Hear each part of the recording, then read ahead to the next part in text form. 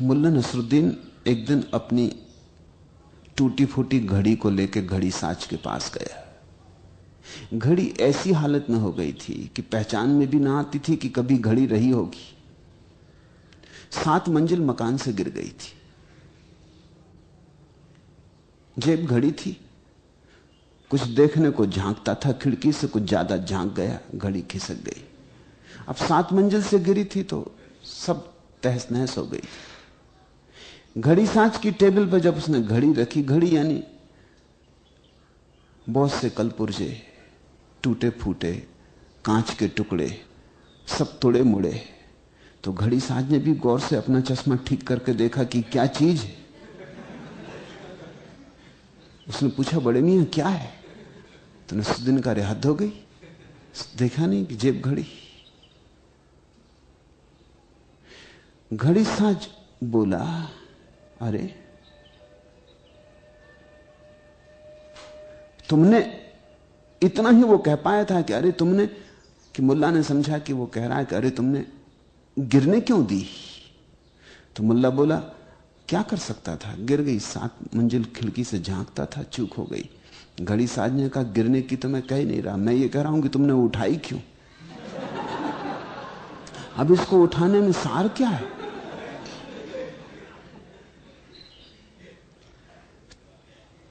तुम जिस दिन जाग कर देखोगे उस दिन तुम पाओगे जीवन में कुछ था ही नहीं। तो तुम उस दिन ऐसा थोड़ी करोगे कि छोड़ दें, तुम उस दिन सोचोगे कि इतने दिन पकड़े कैसे रहा, घड़ी उठाई ही क्यों।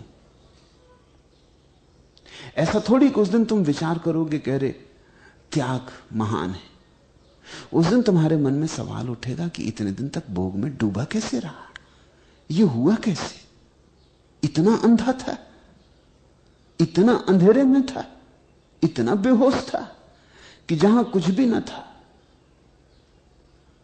पश्चिम में कहावत है कि दार्शनिक ऐसा आदमी है जो अंधेरी अमावस की रात में अंधेरे कमरे में एक काली बिल्ली को खोज रहा है जो वहां है ही नहीं। यह सारे जीवन की कथा है। एक अंधेरी रात में एक अंधेरे कमरे में काली बिल्ली को खोज रहे हो जो वहां है ही नहीं। मिलने का तो कोई उपाय ही नहीं है, लेकिन अंधेरा गहरा है और तुम्हारी धारणा है कि बिल्ली काली है, तो खोज जारी है, दिखाई नहीं पड़ रही है, खोजेंगे तो मिल जाएगी। किसी को कभी नहीं मिली, मगर किसी और की सुन के कमरे के बाहर मत निकल आना, अन्यथा भटकोगे, अन्यथा लौट लौट के कमरे में आ जाओगे। नहीं भी आए भौतिक रूप से तो मन आएगा, चिंतन आएगा, विचार आएगा, स्वप्न आएगा। इससे कुछ फर्क नहीं पड़ता कि तुम स्त्री के साथ आंख खोल के बैठते हो कि आंख बंद करके बैठते हो। उससे क्या फर्क पड़ता है कि तुम वस्तुतः धन को गिनते हो कि कल्पना में धन के सिक्के गिनते हो। उससे कुछ फर्क नहीं पड़ता, क्योंकि धन मात्र कल्पना है। वो जो नगद सिक्के मालूम पड़ते हैं, बजते हैं पत्थर पे पटको, तो वे भी उतनी ही कल्पना है जितनी आंख बंद करके जब तुम सिक्के गिनते हो। दोनों ही कल्पना है, मगर मेरे कहने से कल्पना ना हो जाएगी। अनुभव उधार नहीं लिए जा सकते। तुम्हारी अड़चन में समझता हूं, कहते हो प्यास नहीं जगती, द्वार नहीं खुलते। तुम उधार अनुभव की आकांक्षा कर रहे हो। उधारी से बचो। उधारी नहीं मारा, उधारी नहीं इतने दिन भटकाया है। अब उधारी बंद करो। अब तो अगर तुम्हें लगता है कि इस संसार में कुछ सुख है तो पूरी कोशिश कर लो, पूरी कर लेना, तन मन प्राण से। रत्ती भर बाकी मत रखना, क्योंकि बाकी रखा ही सताएगा, बाकी रखा ही पीछा करेगा। संसार पीछा नहीं करता। संसार में तुम जहां नहीं दौड़े, जो कोने अधूरे रह गए, बिना दौड़े रह गए, वही पीछा करते। जो जान लिया उससे तो छुटकारा हो जाता, जो अनजाना रह गया उसी के साथ बंधन बंधे रह जाते। तो तुम उतरो।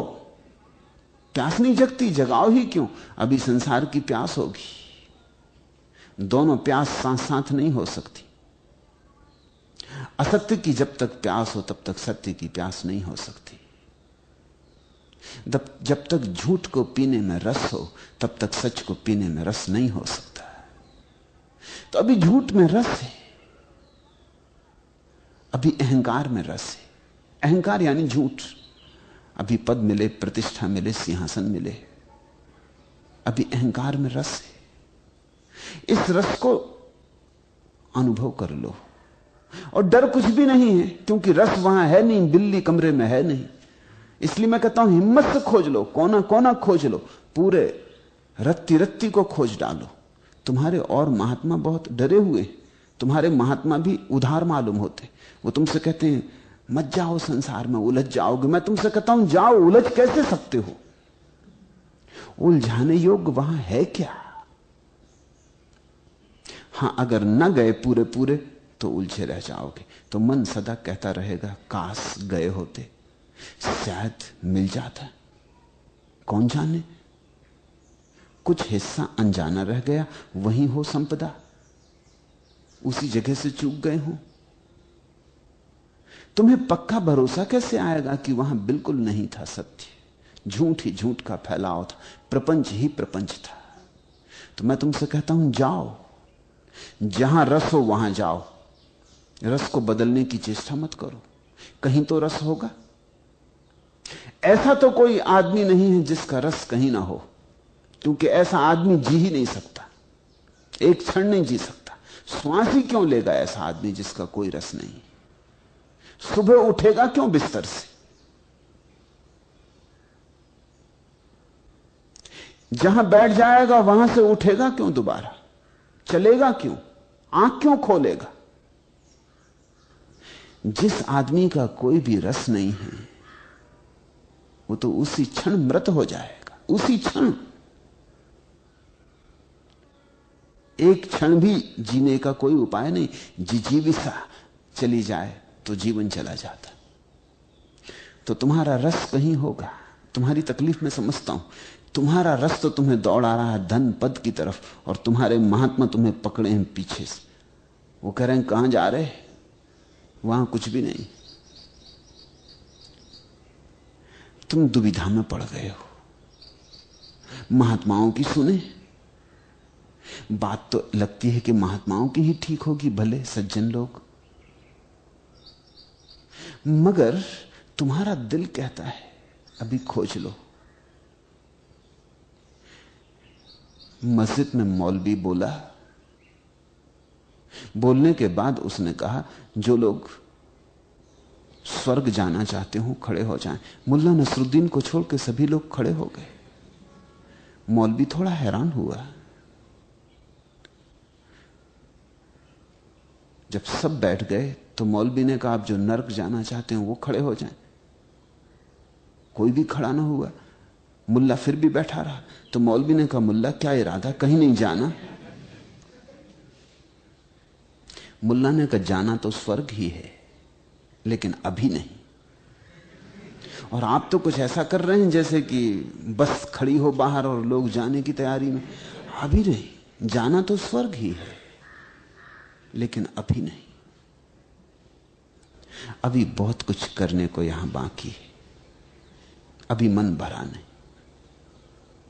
ज्यादा ईमानदार आदमी है। जो लोग खड़े हो गए थे उनको भी अगर पक्का पता हो कि बस बाहर खड़ी हो गई तो वो भी बैठ जाएंगे। वो भी सिर्फ आकांक्षा प्रकट कर रहे हैं कि हम स्वर्ग जाना चाहते हैं, लेकिन अभी नहीं। अभी कौन स्वर्ग जाना चाहता है? अभी तो संसार में बहुत कुछ बाकी है। अभी इरादे बाकी है, अभी अभिलाषाएं बाकी है, अभी सपने टूटे कहां? अभी तो सपनों के इंद्रधनुष फैले, अभी तो बड़े सेतु हैं, अभी तो दूर क्षितिज पर दिखाई पड़ रहे मरुद्यान, अभी तो लगता है ये पहुंचे ये पहुंचे। दिल्ली कितनी ही दूर हो, दूर नहीं, ऐसा लगता कि पास ही है। पहुंचे पहुंचे जाते, 2 कदम और कि 4 कदम और पहुंच ही जाएंगे। थोड़ा श्रम, थोड़ी मेहनत, थोड़ी प्रतीक्षा, मन ऐसा कहे चला जाता है। तुम्हारा रस संसार में, फिर सांसारिक लोगों के चेहरों को देखते हो तो लगता है कि मिलेगा शायद ही, क्योंकि इनमें से किसी को भी नहीं मिला। महात्माओं को देखते हो, संतों को देखते हो, लगता है शायद इन्हें मिला हो शांत आनंदित, मगर अपने भीतर तुम्हारा अनुभव कहता है अभी नहीं, अभी नहीं, और थोड़ा खोज लो। कौन जाने जो किसी को भी नहीं मिला वो तुम्हें मिल सकता हो। मन की एक बड़ी गहरी बात है, और वो गहरी बात यह है कि मन कहता है तुम अपवाद हो सकते हो। माना किसी को ना मिला होगा, लेकिन इससे क्या यह सिद्ध होता है कि तुम्हें भी ना मिलेगा? मन का एक नियम है कि वो सदा तुम्हें छिपाता है। वो कहता है तुम अपवाद हो सकते हो। सारे लोग मरे, पृथ्वी कब्रिस्तान है, रोज कोई मरता है, लेकिन तुम्हारा मन तुमसे कहता है और लोग मरते हैं, तुम थोड़ी मरते हो। तुम कहां मरे? अब तक तुम कहां मरे? कभी अपने को मरा देखा? तो हो सकता है तुम न मरो। मरने के आखिरी क्षण तक आदमी ये सोचता रहता मौत सदा दूसरे की होती, अपनी थोड़ी। अर्थी किसी और की उठती है, अपनी थोड़ी। दूसरों को मरघट पहुंचाते हो तुमको किसी ने कभी मरघट पहुंचाया? भीतर एक आशा जगी रहती कि शायद परमात्मा तुम्हें इस नियम से मुक्त रखेगा। जब चोर चोरी करने जानता है तो वो भी जानता है कि चोर पकड़े जाते, पर वो सोचता है शायद मैं न पकड़ा जाऊं। और पकड़े जाते होंगे, कुशल नहीं, कला नहीं आती। जब हत्यारा किसी की हत्या करता है तो जानता है कि हत्या का क्या परिणाम हो सकता है, लेकिन सोचता है मैं पकड़ा जाऊंगा, नहीं, सारा इंतजाम कर लूंगा, पकड़ना संभव नहीं होगा।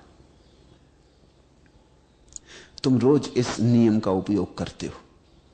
कल भी क्रोध किया था, परसों भी क्रोध किया था, हर बात क्रोध करके दुख पाया, आज फिर क्रोध कर रहे हो। फिर भी सोचते हो शायद इस बार दुख ना हो, शायद इस बार पछतावा ना हो। कितनी बार कांटे हाथ में चुभे और कितनी बार लहू बहा, मगर इस बार सोचते हो फिर कांटे से खेल लें, शायद इस बार कांटा फूल बने, शायद कांटा इस बार दया करे, शायद अब तुम इतने कुशल हो गए हो जीवन के अनुभव से कि अब कांटा तुम्हें न सता पाए।